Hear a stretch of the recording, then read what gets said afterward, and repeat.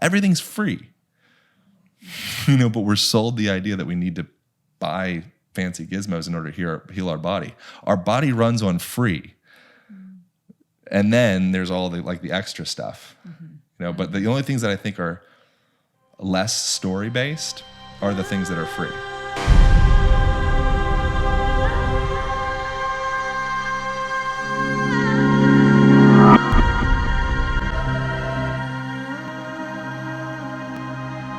Hello, you beautiful bluebirds, and welcome back to another episode of Deja Blu. I am really excited to be sitting with our today's guest because little do you know from my perspective, I've seen you around Venice and just in our friends group, and I feel like you are constantly moving. You're either lifting someone in the air or propelling them forward or doing something or hands-on touch and support, just constantly integrating movement, not as something that you do, but as a way of life. And I think that it's extremely inspiring. So I've seen you and I've acknowledged you from afar, but then being able to, through mutual friends, get closer and closer into what it is that you're creating, what it is that you're doing in the world is just so inspiring. So I am so grateful to bring you on Deja Blu podcast and share you with my audience of all of your little hacks and insights and everything that you've understood and downloaded and received and transcribed, and be able to utilize your insight around our physical vessels and movement, and share with the audience of the Deja Blu Bluebirds.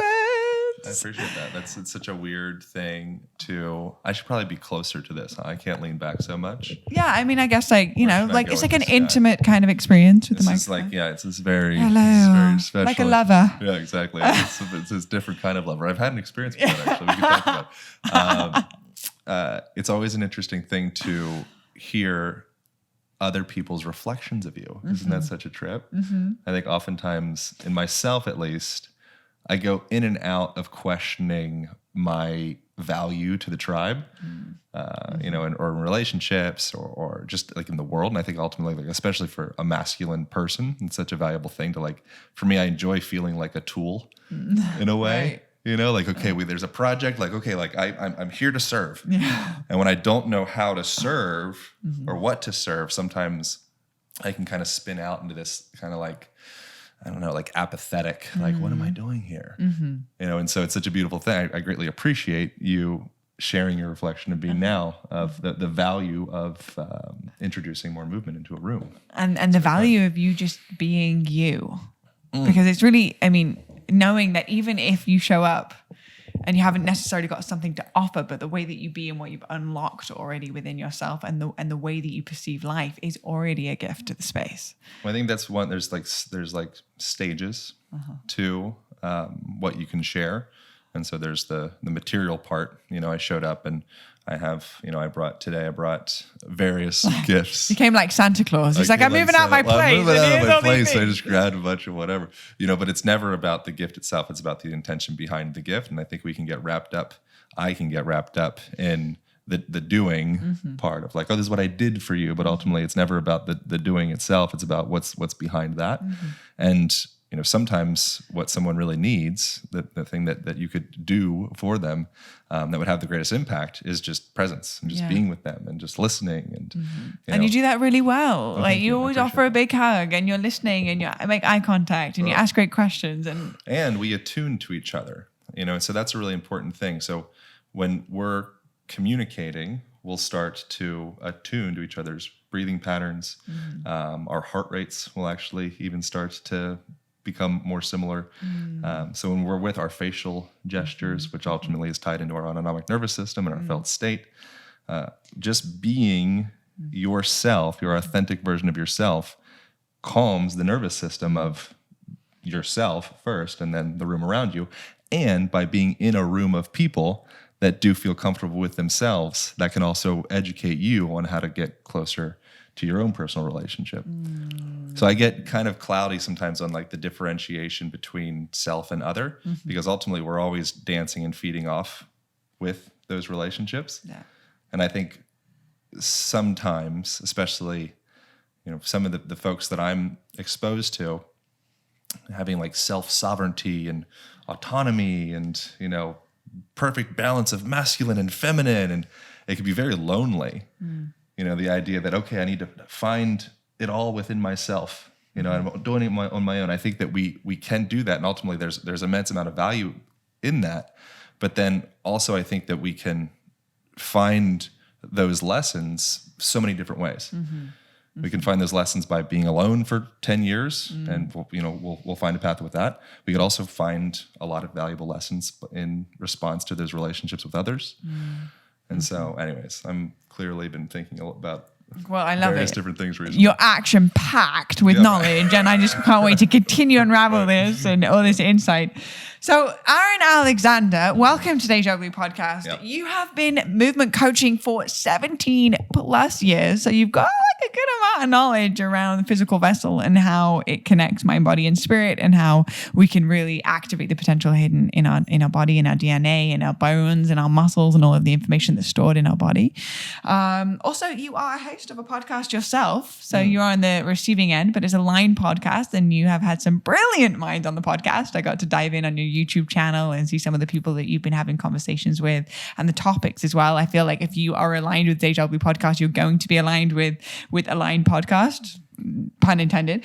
And then you are also the founder of the Align Method, as well as the author of a book. The Align Method, here it is. The man himself. Can you believe it? I'm here. There he is, right here on the front cover. If you want to check this out, if you resonate with this information. Like a young, precocious, steroidal adolescent on the cover of the book. We're gonna change the cover image, but you definitely look different without the beard. it's so different. The publishers demanded it. Yeah. I was like bearded, new age spiritual handstand cold plunge guy on the internet. And then the publishers are like, this is great. We love it. You just need to take the beard off and smile real look big. as all American as possible. And I'm like, all right, okay, I'll do it. I'll go for it. But now we're changing the cover. I mean, the cover's fine, but that was a point of debate for me.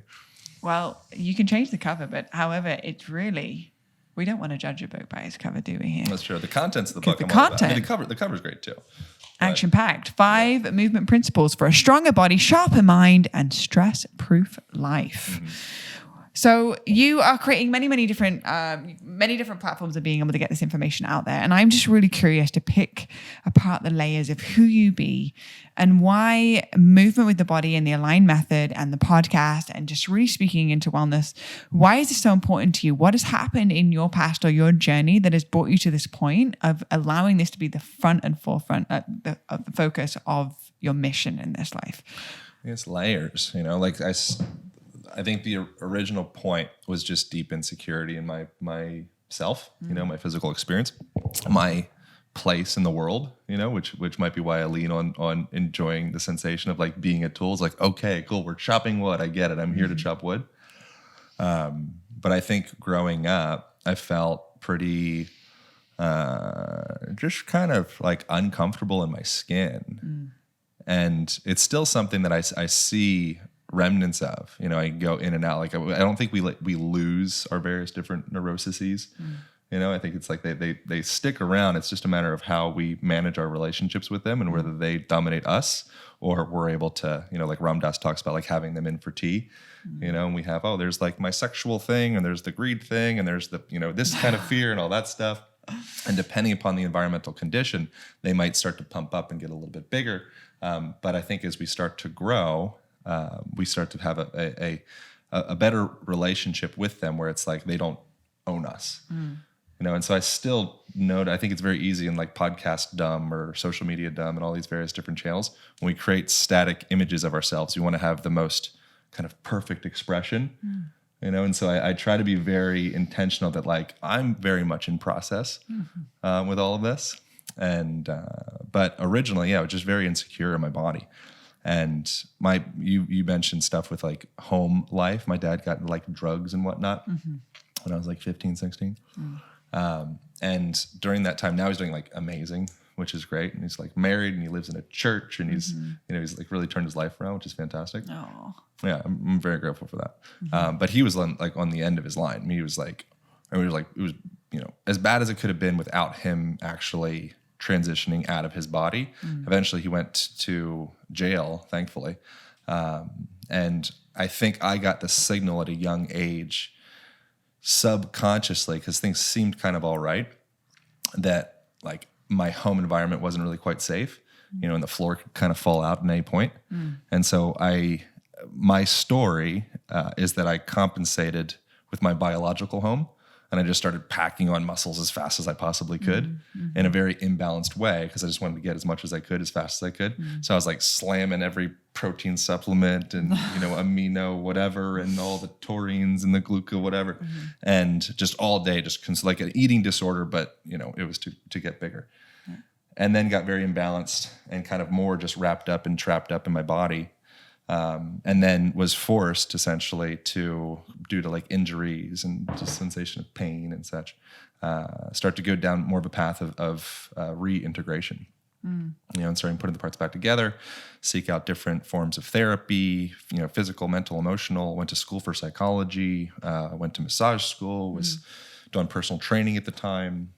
So it was really like a journey of seeing how much I was just re-perpetuating my own imbalanced patterns on clients, and so now I was like, oh man, I need to take some more responsibility for what I'm doing in people's lives, including my own. And so, it's been an ongoing journey of like putting the parts back together. And that turned into going to school for Rolfing, which we can talk about what the hell that is, structural integration, and spending about the better part of a decade becoming really obsessed with manual therapy and various different forms of healing arts. And slow and steady, I'm in a way more integrated place mentally, emotionally, physically than I was. But, I'm still like right smack dab in the middle of the journey. And say that one more time. I'm right smack dab in the middle of the journey, or maybe beginning of the journey, really. Where do you think you're at in your journey? I would say, we're right in the middle of it, but this is what makes it relatable. In the middle or the beginning or what? I think I'm in the beginning. Well, don't we go through these like journeys of like death? You've had multiple lifetimes. How many lifetimes have you had? I have no idea. A lot. I have no relationship to that, but I wonder. I'd love to talk to somebody that can tell me. Yeah, do you feel like you're the start of your journey? It's tough to say. I'm the star of my own journey for sure. Don't you think that we go through these cycles of death, purification, rebirth, integration, death, purification, rebirth, integration, and it's a constant cycle of death and rebirth as we are in this one physical form? Because even the guy from the front cover of Fear and the guy that's sitting with me right now, he's gone through a couple of deaths, rebirth, integration, purification stages. Yeah, orgasm is the little death. Petite mort. We're done. And every time you go to sleep as well. Yeah, I think it's an ongoing process. So then you've gone through quite a few deaths. We're in process. So where do you think, where does that hit you? Where are you in your journey? There's a lot of subjective loaded words in there. But just how does that hit you? Where are you at in your journey? In relation to what? I don't know. Just how does that go? Where are you at in your journey? Are you in the beginning? Are you in the middle? At the end? Is there no such thing as a linear point? Energetically, it feels like I would say that I am kind of like a toddler that's learning to walk and then has just started walking now and is like, oh, I can actually sort of run around on this domain where I can actually no longer be on all fours but actually running with two legs. Yeah. That's energetically what it feels like, because it's a waking up process. Like I look back 15 years, 20 years, the lights were on, no one was home. I feel like I'm more Benjamin Button, and as we wake up, we actually realize the limitless potential of the human experience as opposed to a preconceived notion of what we've been placed when we grew up, essentially for the most part. And so there is the waking up process that happens of the interconnected nature of all of life, and how we treat others is how we actually get treated in return. And actually how I do anything is how I do everything. And as a mindset that gets locked in. And I think that I would say that I'm, starting to learn to walk with that new understanding. Once you wake up, do you ever fall back asleep?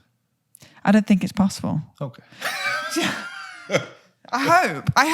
But like, imagine if I was like, Aaron, we're just having a conversation for an hour, and then there was a trap door down here, and I opened it up. Yep.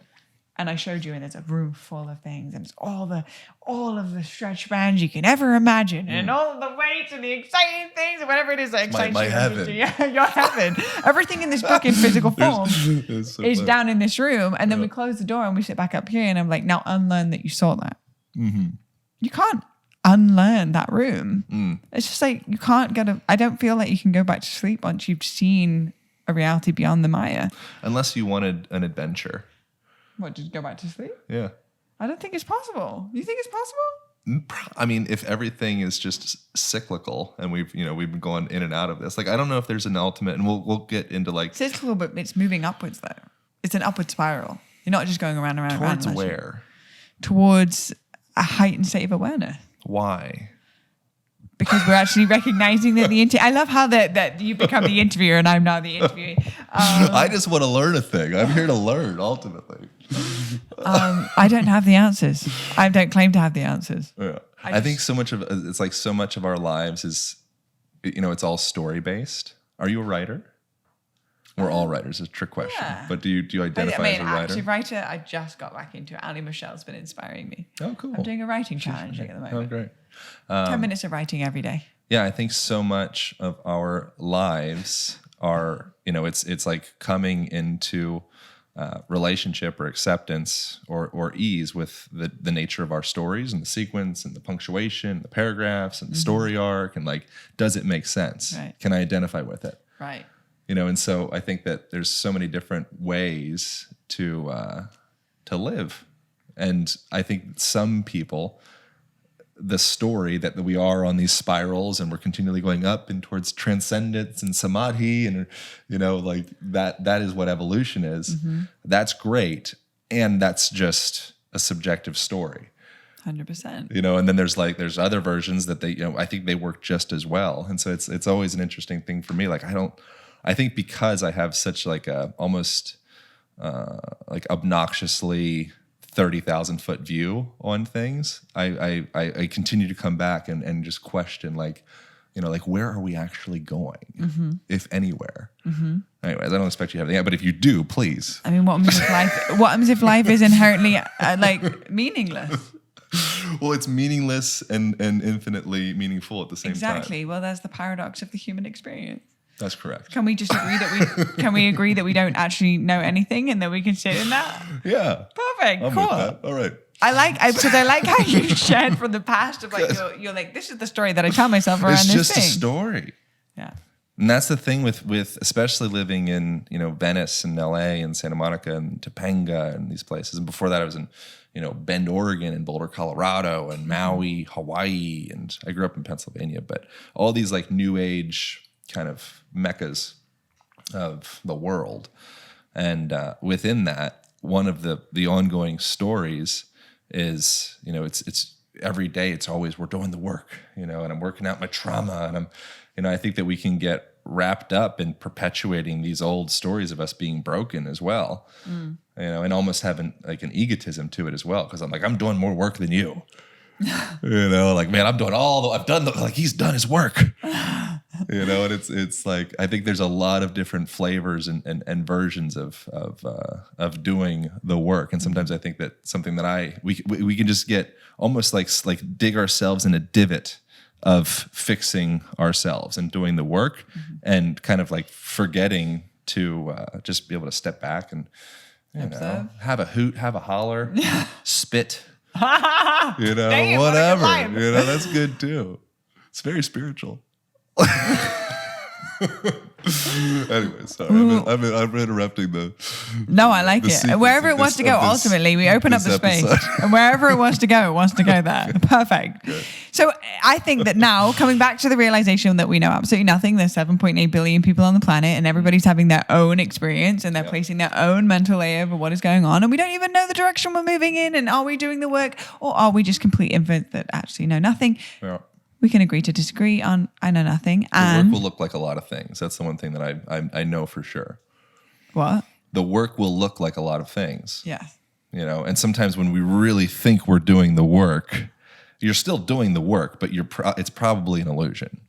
And sometimes when you're a complete wreck, and just your mind, life just maelstrom, like that's like, oh, you're thick in the books. Yeah. Like this is great. Like this is exactly where you ought to be. This is the curriculum. This is the curriculum. Mm-hmm. There's a thing from Ram Dass, who's talking to one of his like, it was like a channeled channeled entity of sorts. It was called Manual. Was the entity's name? I don't know how familiar. Are you familiar with Ram Dass much and his entities and such? No, not the entities. Anyways, I don't know if spirit, spook, whatever the best term would be.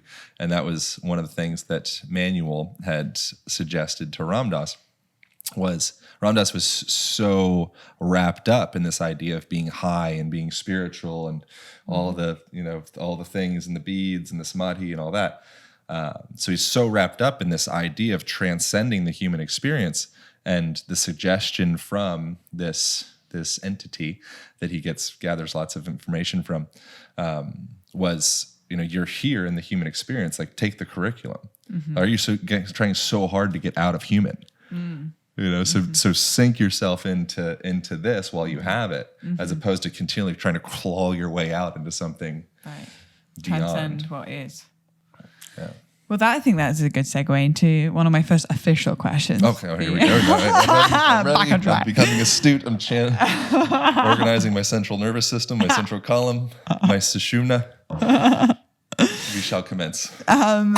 So how would you say that our physical body and our spirituality is interconnected? And would you say that as we continue to strengthen and align our physical body, this is actually an opportunity to be able to reach higher states of consciousness? I think that they're very interconnected. I think the physical body, it can go multiple directions.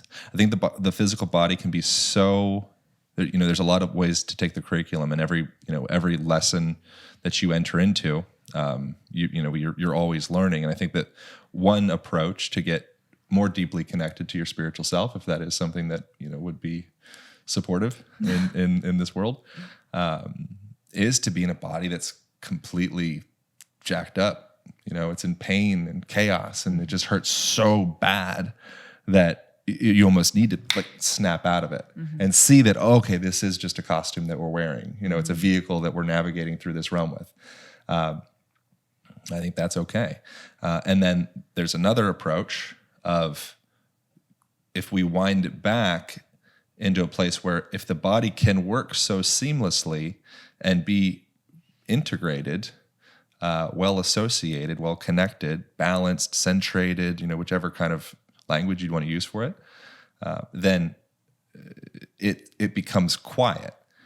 And if the body becomes quiet, then you can start to hear the deeper whispers. You can start to hear your own intuition. You can start to hear, like the ancient Greeks called your genius. So every person has a genius. So there's no such thing as you're a genius or she's a genius, or it's no, we're all genius. It's just a matter of how murky the topical layers are, kind of blinding ourselves from our own internal whispers, our own internal knowing. And so if the body is continually in a place of not complete, utter, cacophony, but a little bit back, because it can go, if it goes too far off the spectrum, then again, I think we can snap in the other way, where it's I can't take it, I gotta drop it. But when it's in between, that gray area, where it just kind of always hurts a little bit, and it always feels kind of stiff, and it always feels kind of stuck. And oh God, oh my back, oh my knee, oh my toe, oh my ulcer, oh my my inflammation, oh my acne, all of these different things that it becomes noise. And so through the journey of realigning the mechanical meat suit, it becomes more quiet and opens up the mind to deeper layers of self. So essentially, it reminds me of this last 2 days ago, I got something in my left eye.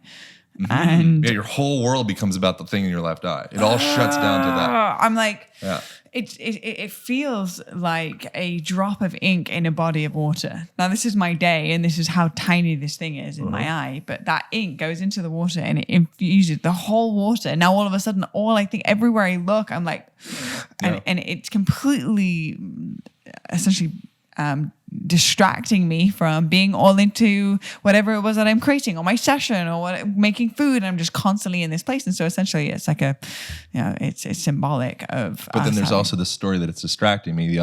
Another story, equally valid or invalid, would be that it's bringing your attention to exactly where you need to be. And so that actually it leads into the next question of... Oh, perfect. These segues. You're killing the segue game. We segue. You're just leading me right into it. Like metaphysical, nebulous nonsense. It's like perfect segue. That's right where I was going. We're on the same page here. Do you feel like the body is always communicating with us and it's actually always an opportunity to look at something? I mean, quite literally look at something deeper. If there is pain in the body, it's directly linked with the metaphysical reason behind it. I don't know. I'd like to think so. Yeah, I mean, I think if you wind the layers back far enough, it's a good question. It really depends on who you talk to and which lens you're perceiving the body through. I think ultimately it's like yes and. So just coming from the body, from like, say, like mental, emotional, and physical, because spiritual becomes a whole another vast definition that is kind of inherently transcendent of the body. So I think the body is a vehicle, and I want ideally my vehicle to be like awesome. I want it to be comfortable and spacious and lubricated, and I want it to be like rad. I'm like, yes, like we're mobbing in the vehicle. But the mental, emotional self, that's much more like here within the vehicle. That's like the vibe of the vehicle. It's like the music that's playing inside of your new Tesla. Yeah, exactly. Or like the smells. Like you go in, you're like, oh, this is a vibe. Yeah. This makes me feel away. It's still like here, visceral level. And that, I think I can, in a more embodied way, say absolutely they're entwined, the mental, emotional experience with the physical. And an example of that would be like, at a musculoskeletal level, posturally speaking, we're continually communicating with these physical bodies. So if you're scared, or I'm scared, or I'm proud, or like, how do you be scared? What does scared look like for you physically? More like shrunk. Yeah, right. Making Defensive. A little small. Like a little bit more. Right. Your shoulders go up. Your masseter engages. The scalenes. Sternocleidomastoid. Like all these anatomical terms, which ultimately the body has no idea what we're talking about. The body's not individuated. It's its own consciousness or awareness or intelligence or central nervous system, or it doesn't know about individuated muscle bellies. It doesn't care. It knows more global integrated shapes. It understands that. And so the global integrated shape of fear, it looks like this tight, contracted shortness around the front, guarding of the throat and the sexual organs, and it's so it's like, okay, so what was that? That gets into what was his name? William Blake. He was the father of modern psychology. I think William James is his name. He was big on that topic of it's inseparable. So was that a physical manifestation, or was it a mental emotional manifestation? Did the mental emotional experience, was that the seed of the physical expression, or was the physical expression actually the seed of the mental emotional experience? They're continually toggling back and forth with each other. They're parallel, no? Yeah. And so you can change your physical posture, and this gets into like the Amy Cuddy research, the Harvard stuff around power poses, which there's lots of contention around that, like there is with any research. Her research, which is going back and forth, but have you heard of this? Amy Cuddy, really popular TED Talk. I'm sure a lot of people are familiar with it. She measured in her lab in Harvard various different subjects in various different positions, and so there was one group of people that were in a shoulders back, throat open, chest like tall, proud, strong position. They call it the Superwoman pose. And they measured, they took saliva samples and measured levels of cortisol and testosterone in their saliva. And they found that they could change the levels of the position, actually, based off of the positions that they're in. lots of contention around this, lots of debate, in large part because it was, it really became really popular, which of course is going to get a lot of light, exposed to it. So people are going to start to pull at it. But within that, it's just kind of an interesting example of when we form ourselves into a certain shape. The reason that is tied into the way that we feel in part is because when we have hypertonicity or contraction around certain muscles, say around our neck or our jaw or our facial muscles, or say our psoas, another like famous muscle in like the yoga world and training world and whatnot, those muscles are all tied in to your autonomic nervous system. Mm-hmm. So they're signalers to what's happening to your in your environmental experience. So when those muscles go like that, they're literally tied in. It's called the cranial nerves, and they send a signal to say, okay, it's time to get up and at 'em. We need to get the hell out of this room. So you like that. It's like, okay, let's juice you up with the norepinephrine and the cortisols, and let's get blood out of your appendages and your visceral, your midsection to get it out into the appendicular, into the muscles, because we need to run the freak out of this room. And so they're literally toggles inside of your body. Mm-hmm. Super interesting. Mm-hmm. And so when we change those physical mechanical positions at a Western anatomical perspective, it's very tied into the function of our nervous system. Mm-hmm. And then in more of like a William James kind of mental, emotional, physical relationship, any person at home listening, they could just envision what's your postural expression when you're proud. What's your postural expression when you feel safe, when you feel comfortable, when you feel terrified, when you feel anything? Like there's literally, that's in my book, The Align Method, I go through 5 different postural archetypes. And because it's a really beautiful way that we can start to get to know each other. Mm-hmm. So if a person expresses in a very, say stiff, rigid way, when they walk through a room, they're very just like, bared down, and maybe they're into, bodybuilding or powerlifting, and they, are into protein shakes and creatine and dumbbells, and but they don't want to like yoga or like Pilates, like or dance, like, oh god, no, like I kind of do my thing. You can see that physical expression of that body. You can draw a ton of really valuable information of the way that they think, the way they perceive the world. Mm-hmm. Now another person comes in the room, they're super flexible. They wear like soft, fluffy clothing, bright colors, and they're very like, they're like a lot of people that we know. I mean, I enjoy all the different people because they're all teachers. But that person, what would you draw out from the way that they think and the way that they feel and the way that they perceive the world? Mm-hmm. Like how would it be different than the first person we described? Probably my judgment would be a little bit more surrendered, okay. and flowy. Yeah, kind of like a little bit more watery. More and perhaps if you wanted to use language like masculine and feminine, they'd be more in like feminine energy. Dynamic, throw color at the wall, like feminine, nurturing, listening. But they might have very minimal grounding. And they might have all these amazing ideas, and they're a painter, and they're an artist, and they do songs, but they can't pay rent. Mm-hmm. And there's no roots. Mm-hmm. So again, there's no wrong or right. They're just a part of the palette. It's beautiful. But we can draw a lot of information from that person and say, cool, like I think perhaps colorful, stretchy pant, yogi, interpretive dancer person, you might do really well with like a stiff powerlifting carnivore, mm-hmm. And not to say that, pro meat, anti meat, whatever, but I'm just saying as stereotypes, because you guys are kind of balancing each other's poles in a way. Mm-hmm. But the reason I'm mentioning all that is it's just an interesting thing for people to start to stew on. When you're looking at a person and walking through the room, start to notice their gait pattern, the manner, like the way that they walk. Mm-hmm. Start to notice the way that they gesticulate with their hands. Start to notice their facial expressions. Notice the positioning of their shoulder carriage. Are they more medially rotated? Do they have kind of like a hyperkyphosis? Do they walk in and they feel kind of like flat and deflated? Because what that person is going to, the medicine that they could use just through attunement of you just being with them, because we're always tuning each other. We're always communicating. I'm always massaging you and you're always massaging me. As soon as we come into presence with each other, we're working on each other.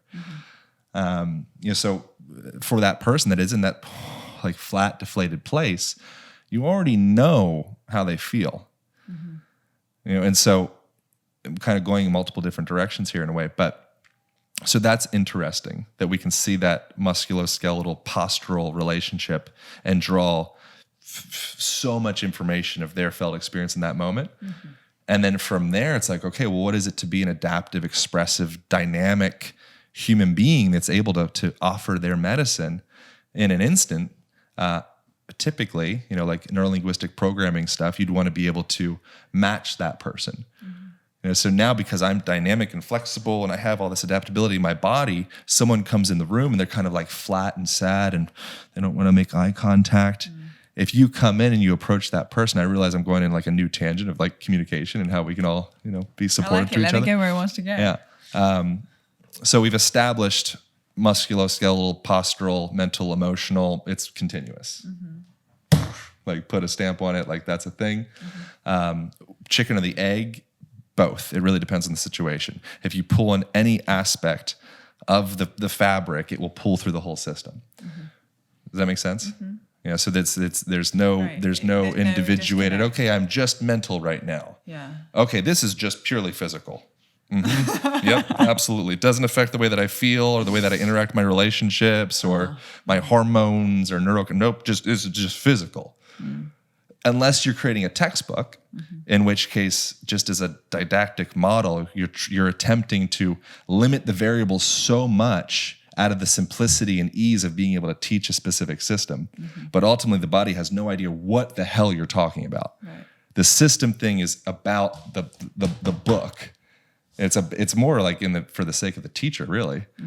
So I cut it all apart so that I could teach it. Now here you go. It's a lot easier to digest, but it's a limited story because the body doesn't know about all the cuts.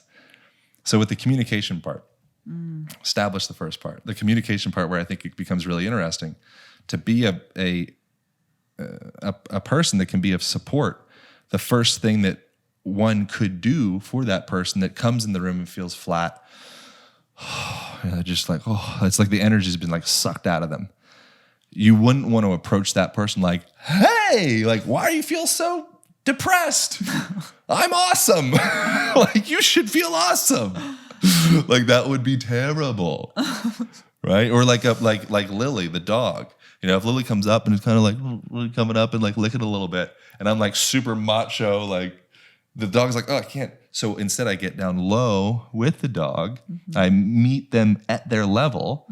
And then from there, we can trust each other because ultimately we trust ourselves the most. So if people are a reflection of ourselves, but not too reflective, because then it becomes like almost like offensive if I'm just like mirroring you. But if we can attune at that level, like match frequencies, words, but frequencies is a fine word for it. Then from there, then we can walk together. And then from there, we can start to, whoever's the stronger person in that moment could start to kind of take the hand of the person that's feeling flat and guide them into a higher plane. I know that's a totally new topic, but it's just interesting how we communicate. So I like what you said, how it's all sort of just the same thing. If you're pulling on one thing, you're pulling on all things, mental, physical, and emotional, and it's always all working together. Mental, emotional, physical are words created by intellect. They're just stories. Behind this that seems to be the theme here. Yeah. What story are we attaching to what is? What are we attaching to? And then this is ultimately really what I bring with the guests on, is just like, what are your stories and tell us about your lens of how you perceive this reality, and maybe we can incorporate some of your wisdom to help us alleviate some sort of sadness or depression or pain or resistance that sits in our body, and utilizing those stories to help us alleviate it. Yeah, I'm with that. So if somebody came to you and they're like, I'm going through back issues and I'm in a lot of pain. I've had it chronically for the last 10 years, and I'm calling in some guidance and support. Would you break it down on the 3 planes of existence, mentally and physically and emotionally, or would you just look more like on the structure of their body? It depends on who they are. So if they're a person that is more like a physical plane type person, say they're an engineer. Ultimately, so we talked about the communication, just like the body language, that physical attunement. So first of all, I'd want to match that, so to get the person to a point where they trust me. They see themselves in me. And so that allows them to see like, okay, I think we could walk together. I can kind of see this, and I see that you're kind of up here. I'd like to be there, but you're not so different that you're just on another mountain. Right. So the first thing would be finding that point of rapport and connection and safety, relevant for everything. And the next thing would be saying, okay, the engineer person, we're going to use lots of language, like where we're thinking like, okay, it's like we're looking at the orientation of the feet in relationship to the meniscus. And, it's like, you could think of it's like a building, with multiple stories, and each diaphragm, the plantar fascia to the menisci, to the pelvic floor, to the respiratory diaphragm, to the thoracic inlet, those various different platforms need to be level in order for your body to feel at ease. And then when you can start to feel that ease and there's no friction in the joints, now all of a sudden you can start gaining more energy, and some of that pain that you're experiencing, the signal of pain, starts to kind of dissipate. So that would be more of a communication with like engineer person. Person comes in and they've got crystals in their neck, and they've got, sparkly pants on, and, they've got more of like the loose kind of vibe. Then we're going to say, okay, how's your levels of stress? How's your relationships? How's your relationship to yourself? Because ultimately that's going to pull back your identity structure, your relationship with yourself. Who you think you are is going to inform the way that you move and hold or not your body. Right? So you're reading so much more here than someone just saying, hey, I've got back pain. Well, it's just you need to be able to find a channel to communicate. That can be received by how they may perceive life. Yeah. So if a person speaks German and I speak English, and they say, guten Abend, that didn't German at all, but some African language is what I did there. I don't speak any German. Spanish, I'm fine with Spanish, but and I start communicating with them. It's like, well, I don't even have a bridge of communication. So the first thing would be finding that. And then from there, it's like, shotgun approach. If you have intuition, which intuition I think ultimately is something that comes from tens of thousands of hours of invested observation, and going through these various different problems and seeing this, when I do that happens. When I do that happens. When I do that happens. And just being deeply invested in anything, I think intuition naturally manifests. And there's probably some deeper intuition, like just like a baby has. But that's more like, I think, ancestral kind of deep wisdom that we have that as well. But as far as like being able to communicate to another person in a way that they're going to be able to receive, I think that's just paying deep attention to your experience with yourself, to relationships. Like, we are always learning.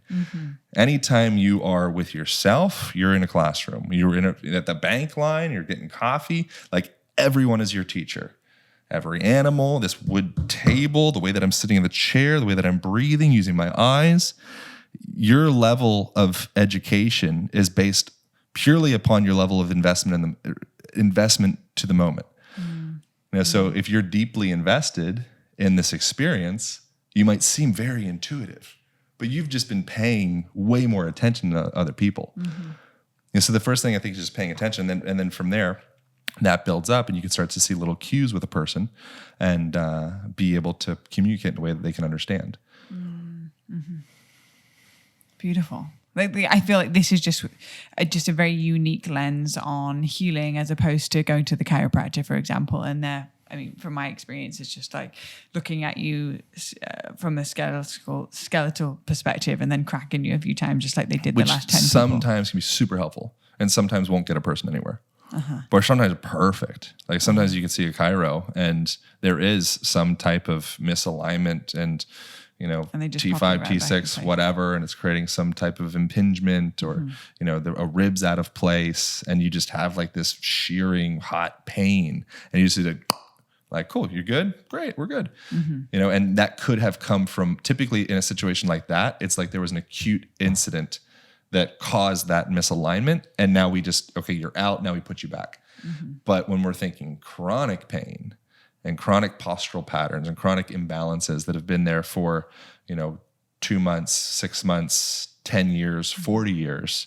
Now we're like, oh, okay, well, this is everywhere. This is the way that you perceive yourself in the world. This is the way that, when you look in a mirror, you see a certain thing. We all see something different. That's why reflections are so interesting. And so it really it just depends. But both can be incredibly valuable. I would never disparage like any form of practitioner. It's just they're all different tools. So changing gears slightly, if so recently I've been really getting back into exercise and working out and strength training and CrossFit and doing all the things, and for me it feels like it's a very empowering practice. When I'm moving my body as a daily practice, I feel like if I've got a meditation in, if I've got a dance in, if I've cleaned the house and I've done some movement, I'm off to a rocking start. My day is going to be so much better than a day just waking up and going straight onto my phone.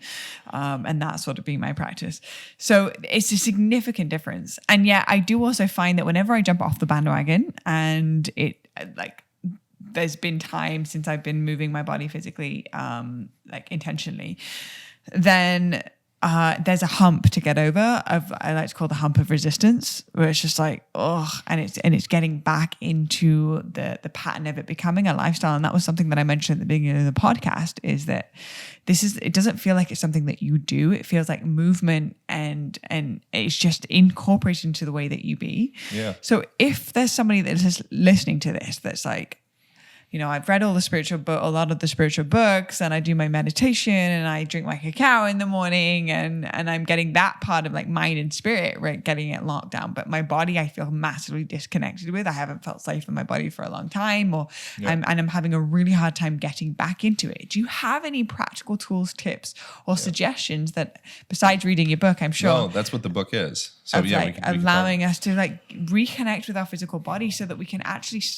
allow our body to support us with our empowerment. And therefore, when our empowerment is locked in, it's like manifestations are happening quicker, and the things that we're calling in are happening faster because our body is aligned with our spirit and our mind that we've been cultivating. Yeah, that was, buy the book or not, that was why I wrote the book, was to create something for people to, are you familiar with Bruce Lipton, Biology of Belief guy?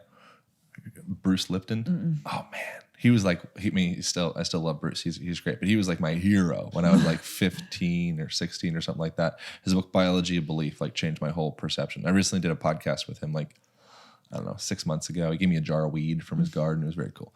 That was like a high point in my life where I was like, jar of weed, Bruce Lipton. I'm like, cool. Like, this is whatever I'm doing. Like, I feel like this is a sign. It's like a little like Karen in the road. I'm like, this is it. This makes sense. But one of the things he breaks down in that, he's a cellular biologist, among other things, is that if you want to change the function of a cell in a petri dish, if there's, the cell is sick, or you just want to, you want to change it for whatever reason, you don't change the cell itself. You need to change the constitution of the environment. So you change what's the fluid within the petri dish, and then that informs the constitution of the cell, informs the function of the cell. And so if you look around your home environment, like you are in a gym, like your house is a gym, like this is your fitness. So if you'll become like fit's like a big word. Fit is you're fit to whatever you do. So if someone is fit to being like a hunter gatherer, tribesman, climbing vines and pulling beehives out and sucking out honey and hunting down antelope or whatever, that person would be super fit for that, but they're super unfit for sitting in front of a computer for 8 hours. The person that trains to sit in front of a computer for 8 hours would be way more like able to do that. But then they go out into the savannah or whatever, and they're just like, I'm not fit for this. So when you're looking around your home or your office or your travel situation, recognize that you are becoming fit to that place. You are forming yourself to that place.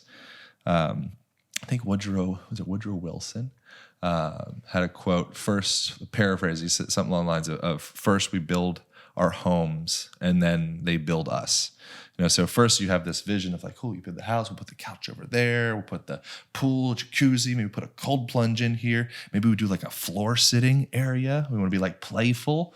Maybe whatever, you put a pull-up bar in over here. I want to put a gym. I think, I'm like a fit guy. I'm into physicality. So just having that there, it starts to change your cell.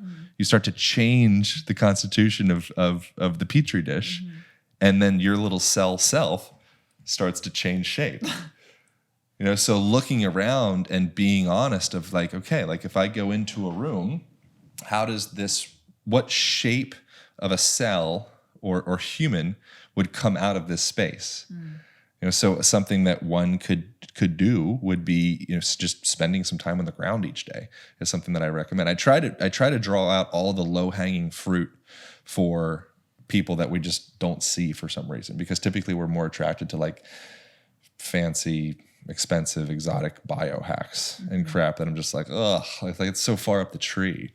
Like, are you getting enough sunlight in the day? Like, have you moved your hips out of 90 degrees in the last 6 months? Like you need that for your pelvic floor muscles to function correctly. The range of motion of your ankle joint, that's connected to the dopaminergic circuit in the brain. The way that we produce our neurochemistry and our whole physiology is indistinguishably connected to the movement of our joints. So when you're pumping your ankles walking down the street or chewing, all of that is literally, it's turning the gears inside of your brain. And so if you're in a place where it's like, oh man, like the position of my home is I'm on the couch, I'm sitting at 90 degrees, I'm on the toilet, sitting at 90 degrees. You're sitting on a toilet, you are literally 90 degrees, you're still in a position that your rectum is going to have a kink in it to maintain continence. When you go into a deep squat, like any animal would do, human animal would do, you're going to start to open up that kink so the rectum can elongate and you can actually have like a full healthy defecation. If you go into standing, thankfully, it's called the anorectal angle. There's a muscle called the puborectalis that wraps around the rectum. It literally kinks off your bum so you don't poop your pants while you're taking a walk. So when you sit down to 90 degrees, you start to release that space, but there's still a kink. So that's just an example of how our Western modern world is in large part an aberration of our healthy, natural, full, open, spacious, more continuous with nature selves. So we kind of pull ourselves out. There's certain systems that have been in place for millennia, if you believe in evolution, that are natural healing mechanisms. That many of the rooms that we're in, it's like, oh, I'm on the TV, so I'm shrinking my eyes, I'm refracting that light, so I'm literally contracting the lenses of my eye in order to perceive that image. So I'm kind of contracting my eyes. I'm sitting at 90 degrees in the ankle, 90 degrees in the knees and the hips. I'm kind of hunched forward, shoulders rolling forward. Then I get into my car. Then I get into the boardroom. Then I get into the airplane. Then I get in like every freaking position. It's crazy. Like that would never happen throughout millions of years of your ancestry. But then in the last, at earliest, maybe agrarian age, like 10,000 years, beginning of farming and such, where you can start to, put seeds out and kind of sit back and like watch them grow. And then go and put some water, and then you get some, horse or cows or slaves or whatever to tend to it. And you kind of sit back, and that's the beginning of disease forming in the body. I mean, there's disease before that for sure, but it's the beginning of extracting out the natural pumping and proliferating and healing mechanisms that our bodies have been they're like onboard systems. But when the body stops and goes into stillness, and kind of you start to kind of almost create dams in these various points in the body because we're just not, moving the way that we have. That's when backup starts to happen. So something really simple, a lot of that information maybe didn't matter to anybody. Something that would be like effective, like, oh, how do I start? All I care about is how do I feel better? It's like, okay, maybe spend some time on the ground each day. 30 minutes is fine. If you ever take a yoga class, you're going to spend an hour on the ground. So if you don't take a yoga class, or something, you don't have a kid or a dog or a reason, check your emails, put it like a comfy rug down, get some Moroccan poofs, You guys have a comfy rug here, so that's going to be more inviting, right? So you're a cell, you're in your petri dish. If you have an inviting, comfy rug with pillows and cushions and a foam roller and massage tool, you become that shape. It's not complicated. But if you're in like, oh, I'm more like modern chic guy, so I like steel and glass, concrete floor, it's like, that's great. It's going to affect who you think you are, if that's what you want. I get stuff done. I'm kind of more linear. I wear like square glasses. I've got like a little goatee. It's like perfect. And it forms who you think you are. But your cells, as far as like maintaining hydration and suppleness in the joints, they want to move. So something as simple as just having a comfy place to get down on the ground. Now all of a sudden we're mobilizing our hips and our knees, and we're circulating cerebral spinal fluid through our spine, our brain. Cultures that spend more time on the ground, like Northern Africa, examples of places that have been studied: Northern Africa, Eastern Mediterranean, Southeast Asian cultures have minimal to no incidence of osteoarthritis in the hips and the knees. And they're just naturally, when they go down to wash their clothes or get water, they squat and they get back up. They play with their kids. They hang out in a hammock. They walk more. They're exposed to sunlight. Everything's free. But we're sold the idea that we need to buy fancy gizmos in order to heal our body. Our body runs on free. And then there's all the extra stuff. But the only things that I think are less story-based are the things that are free. So for that kink in your rectum, do we need a squatty potty? Yeah, or prostate massage. Squatty potty, partner's thumb. Yeah, squatty potty is fine. Whatever. You could just get a little bench. I went through a phase. I don't do it anymore for some reason. I still could. Maybe I'll do it tomorrow morning. But I would literally squat like a baby bird up on top of my toilet seat. You might break your toilet seat. No way, really? It's really not a big deal. Yeah, but it is if you've not really used If you haven't done it, it's kind of a big deal. On a date and you've got someone over and they walk into the bathroom and you're just squatting like a baby bird. If you were around a lot of people that lived more like ancestral lifestyles, that's what they would do. And also I don't know that for sure because I haven't seen like a Hadza tribesman use a Western toilet, but my guess is that's what they would do. Many undeveloped countries that don't have the toilet, the whole porcelain throne that we have. It'll be on the ground. It's a hole on the floor. Hole on the floor. And ultimately, that's actually the best. It makes dramatically more sense, and it's cheaper. And a bidet. Come on. Toilet paper? What is that? Like killing large swaths of forest and then shipping this bleached paper and all this energy and work and manufacturing and all that across the country. Then you go buy the thing to smear fecal matter into your... Like if you put a turd on your arm, like smeared some turd on your arm, you would never be like, paper towel, please. There's some turd on my arm. You would never do that. Ever. You'd say like, get me to a faucet, please. I'm going to rinse the turd off my arm. Right. With our bums, we're like, oh yeah, just rub it in. Doesn't make any sense. So much of what we do doesn't make any sense. There's a great book by a guy called Paul Arden, Whatever You Think the Opposite. And essentially, it's about various different instances. I don't think he mentions the bidet situation in there. But so much, if you really pay attention, to the best that you can to this world, so much of what we've been taught, it's like, okay, yeah, what you've been taught, perfect. Now just do the opposite. Right. It's unlearning. It's unlearning so much. Well, so essentially, like when I'm speaking to you and just hearing your perspective, I feel so many layers of domestication that is placed on the human psyche. And like...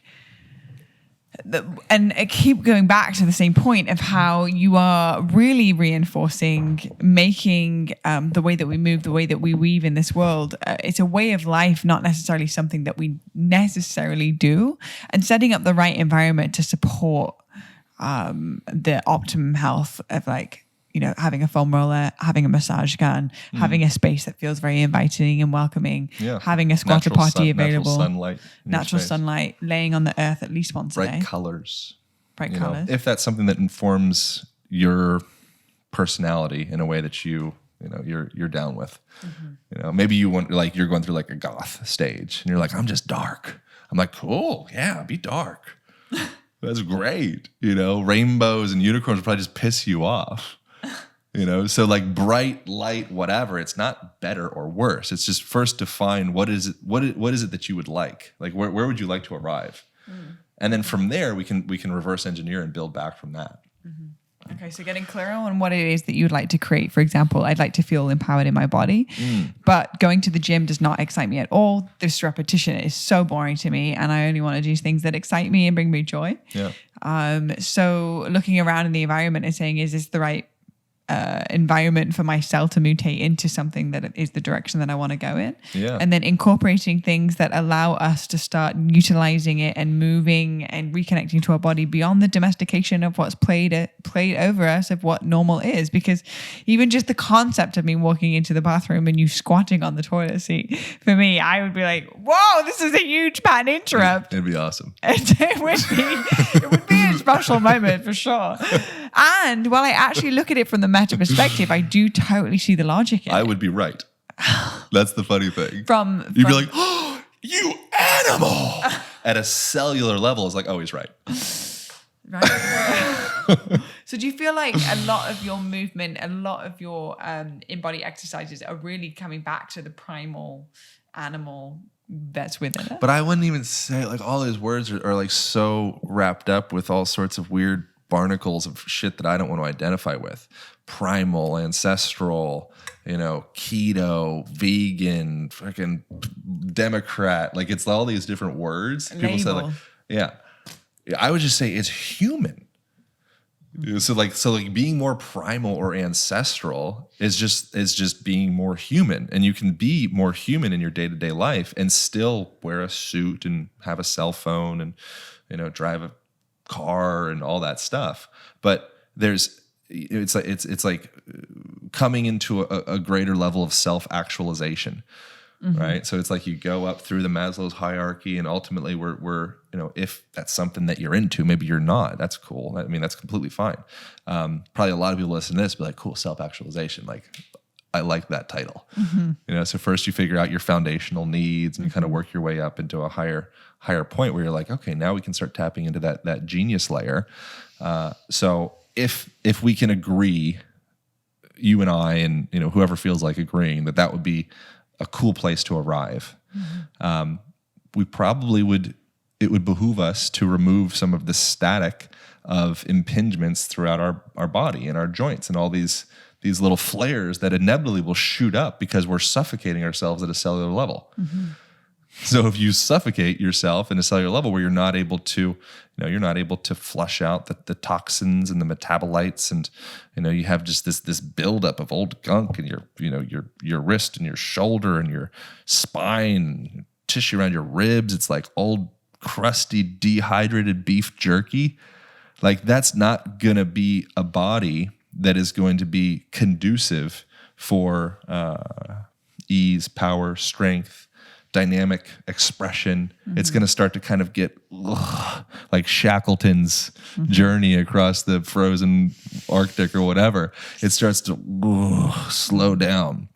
It limits your expression or changes your expression. Yeah, which I feel like is directly linked with your impact on the planet of what it, or your service, of whatever it is that you want to truly create. It is through the physical. Like, it's based off of a feeling. Yeah, how are we talking right now? I rode a bike over here. It was an e-bike, so I had assistance, you know? So that's like, I kind of missed out a little bit of hermetic stressor, but I felt cool while I was doing it. So that boosts testosterone levels, you know, which is great. So we're telling ourselves our stories as we're going, which our stories inform our production of ourselves. Our stories, if you're in a fancy car, then you get into that car, you say, wow, I'm a fancy car guy. You know, I'm like a Jaguar guy or a Tesla guy. Like, this is who I am. Perfect. You know, your story matches. Another person might get in there and say, oh God, I'm such an arrogant jerk. This is like a form of violence. Every time I'm in this car, I'm going down the street. I'm essentially suggesting to other people that I'm better than them. There's probably a homeless person or a person that can't afford a car or whatever, and they see this and they start to hate themselves. And maybe, man, people might have ended their lives because I'm driving in this car, kind of rubbing it in their face as a story. And whatever is true, because it's the energy that aligns behind the story. Yeah. Or another story, you say, man, I get in this car and I'm inspiring everybody. They're seeing what they could be. It's like, great story. Like it's just stories, but whatever story you identify, hopefully it works for you and it's not counter effective at you producing yourself in a healthy, vibrant, vital, self-actualized way. So that was tangential. There's so much here we can pull. Okay, it's like I love it because with one question with one answer, it just opens up a whole other can of worms, and there's so many tangents that I can go on, tangents for days. However, I must be acknowledgement of the time that you have to be out here shortly. So, I'm enjoying the conversation. What did I say? 5? Oh, whatever. Yeah, fine. Yeah. I got a dinner thing at 7. I still got to do some shit. Oh, whatever. You're going to pack up. You're leaving. You're going to Austin, Texas tomorrow. Here. You're out of here. Yeah. To go create a new story somewhere else. To go squat on someone's toilet somewhere else. Squat on toilets elsewhere, yeah. So I feel like within your book, you're going to have like lots of practical solutions. I haven't read the book, by the way. I only just got it before you came here. But I feel like within this book, this is a beautiful way of an inspiration to really get back in the hot seat. And also from what I'm hearing from you is it's a way to actually make it a way of life, not just something that we do, and simultaneously just zooming out for a second and asking, why do I do the things that I do? And how can I incorporate more life into my day, whether I'm washing the dishes, making the bed, or, essentially becoming vibrancy and listening to my body as my greatest teacher. Yeah, there's a woman called Ellen Langer, who I also had her on my podcast, that she is brilliant. I think she's from Harvard as well. And she wrote a book called Counterclockwise, among other books. And one of the things that the reason it was called Counterclockwise is she took a group of, I think it was maybe like 100 people in their 70s or 80s. Specific details, I don't remember exactly. But she took this group of these people and she put them into this simulated world, not simulated like artificial simulation, but simulated like she made the room such that she wound the clock back 20 years. And so she had like a football games from 20 years ago and like a president talking about from 20 years ago and the newspapers and the food and the smells and everything. She made it like, cool, you guys are all 60. This is the room you were in when you were 60.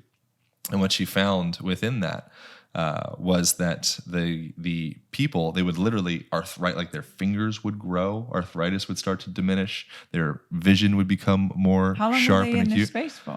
I don't remember how long they were in it. I think they spent like a weekend there or something. Oh, okay. Yeah, they were hanging out. I don't remember the specific details. Such a short period of time, this shift was happening. You have to look and see how long it was. Maybe it was longer than that. But I mean, that happens a lot with, I think, surgeries, as well. So that's an interesting thing. But the same thing happens with many different forms of surgery, like back surgeries, knee surgeries. There was another study, I think it was in Finland, Sweden, somewhere in that part of the world. But they did meniscotomies. They're taking like a little piece of the meniscus out for people that had knee pain. And what they found with that, I think it was like a couple hundred people. Again, the specific details of the numbers, I don't remember exactly. So you can look it up. It's a really famous study. But what they found with that is the control groups, where they would go in and they would just do like a little, they would rattle around and tap around and give them like a little fake thing. Didn't do any kind of surgery, but they replicated the surgery. They would have the exact same results as the people that actually received the meniscotomies. And so they come back, 6 months, a year, all that, and they're tracking their results. And it's all the same stuff. And why did I go on the tangent of Ellen Langer? I was so excited about that. I got wrapped up. Anyways, maybe I'm just going on about stories. There was a thread that I was excited about Ellen Langer. What were we talking about? Well, incorporating it into our everyday life and allowing ourselves to take off the levels of domestication. No, there was something else. Anyways, that's interesting. Period. Period. And this is where I'm going on. Period. No, there was a thread. Ellen Langer. Well, I'm curious about counterclockwise. Oh well, it's gone. I'm curious about it because I've had knee surgery myself. Yeah. So I was curious about that. A lot of times you get knee surgery and it takes you, or back surgery, wherever it may be. Sometimes they're super valuable, especially like hip surgeries. I've heard a lot of really amazing things from hip surgeries. I think it depends on the surgery. Some are more placebo or nocebo than others. Nocebo just being the opposite of placebo. So it's like, you think a thing's going to hurt you, so it does. But a lot of them, it's taking you out of your common state. So if you get a back surgery, then you're going to be out for months. And so it's like whatever you were doing, you ain't doing it anymore. So now all of a sudden, all that's, the neurocircuitry and the nociception and the mechanoreceptors and all that, they're like totally repatterning. So you spend all that time, it's like, it worked. Pain's gone. I can move. It's like, yes, it did work. But there is a chance with many surgeries, not all by any means. Sometimes surgery is like an absolute miracle. But oftentimes it was such a dramatic pattern interrupt to whatever the heck it was that you were done before. Now you're doing the surgeries. Now everyone's getting you tumor capsules, and now you did a fast, and you're trying to think of, how can I really heal my body? You start taking care of yourself because you invested tens of thousands of dollars into yourself. And now you're resting. Now you have the community and the support. All of a sudden, people are sending you flowers, and they're like looking at you, and they're like, man, I really care about you, man. Are you okay? Now all of a sudden, that starts turning all these wheels of like, wow, like I'm a part of the community. Like they love me. I'm resting. I'm drinking chlorophyll water. Like, wow. And then you come back like, yeah, your back's better. Great. Yeah. I mean, again, ties back in of how mentally also it's all directly linked. It's running parallel with the body. And then sometimes some things are very mechanical, and it's like, oh no, like that joint ain't coming back. And it would really support you. It would support your mental, emotional experience if you did, have that replacement. So there's different levels to it. So from your book, yeah, what do you feel like is the greatest thing someone will receive from reading this? Physical autonomy, confidence, knowing how to operate yourself. We never got education. It's so weird. Like it's crazy that growing up, if you're gonna drive a car, you like go to school, like driver's ed. And we're like talking about turning signals, and you got books, and then you drive with a partner, and they're parallel parking, and then you get a test and drive with your parents for a while. It's like a huge deal to learn how to drive like a super simple machine.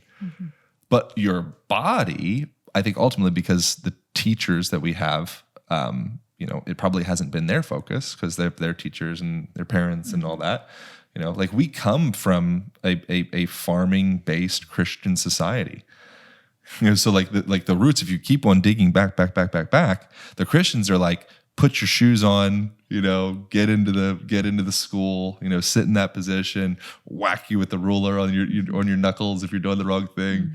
Like that's way different than pooping in the woods, and reaching your hands inside of a bee's nest and grabbing honey, and licking mushrooms or whatever. Like it's very different. Again, one's not better or worse than the other, but we're products. Like that's where we come from, but that goes, a lot of that, it's just not facilitative to the highest expression of our joints and our cells and our minds, I would say. It becomes a limitation.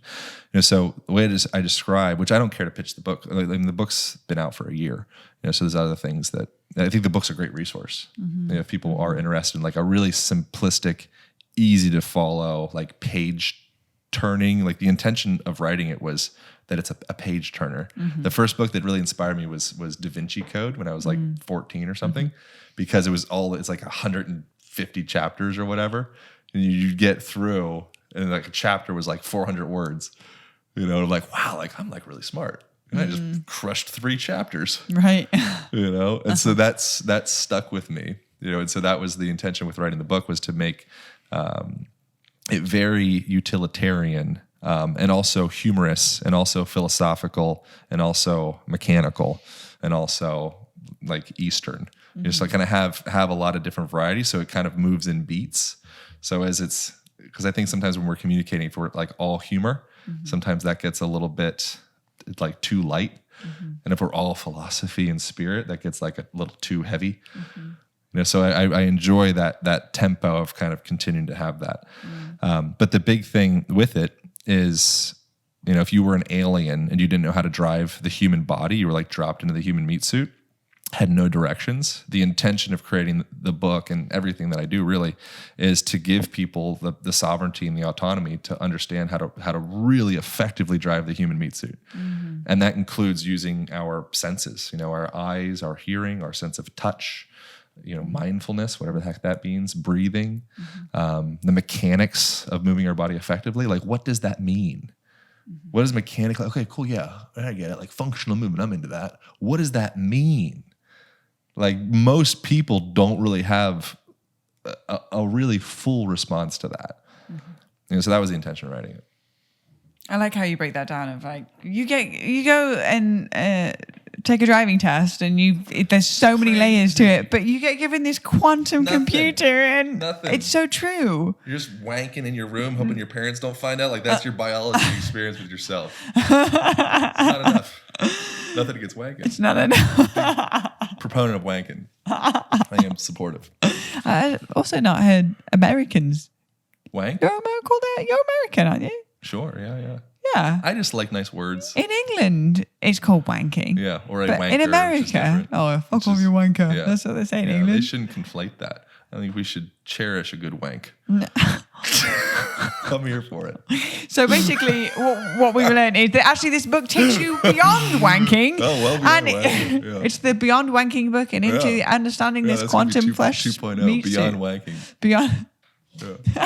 That'd be a great podcast title. It would be Beyond Wanking. Beyond Wanking. Blue and Aaron. We could do a little with Aaron Alexander. I like that. No, you're a part of it. I'm not doing this one alone. No. With Blue and Alex Alexander. The masculine feminine dynamic for Beyond Wanking, I would say. I'm down. All right. Cool. I don't know how much I can contribute. I'm gonna get a mustache for it. I think. Okay? just have a mustache. And the thumbnail. Yeah. Beyond Wanking. Yeah, I'm with it. Perfect. Cool. Well, I think that's a really great note to leave on. Perfect. Great. We're really going to leave it on a high here. So if you are feeling really called to the information that Aaron has shared today, and definitely check out the book, The Align Method, and I will be joining you on this journey. And Aaron, if people are feeling really resonant beyond the book, how can they connect with you or follow your content or just tune in with the podcast? What other platforms? Just going to go to Instagram probably. Yeah, and what's your Instagram handle? Align Podcast is where everybody goes. The podcast is a great place. Bruce Lipton be an episode that people really love. I think that became my most popular episode. People really liked that one a lot. You listen to Ellen Langer, that was from a couple years ago. But I'm really proud of the podcast. I'm really proud of the book. We have online programs, but you'll probably... You've got courses as well, haven't you? Of course, is the whole thing, yeah. But realistically, if you're, a modern Western human being, you're probably just going to pull your phone out and go to Instagram. So that's Align Podcast, and you can start from there. Amazing. And they can continue to follow you on your journey of alignment. Yeah. Beautiful. I have Wanking Chronicles. Yeah. Wanking 2.0. If you want to continue the chronicles, then follow him over on Instagram, and we'll see what's going on in his stories while he's perching on the toilet. Exactly. And wanking. That would be special. Wow, that would be good. All right. Idea planted. Yeah. Germinating seeds. Great. Well, brother, thank you so much for joining. Thank you for sharing your wisdom and your laughs and your humor and all of the layers of how you create your reality through your stories and sharing your stories with us. Great. Ultimately, there is no truth at a capital T. It's just a bunch of stories and whatever we attach to it. I like that. I'm with that.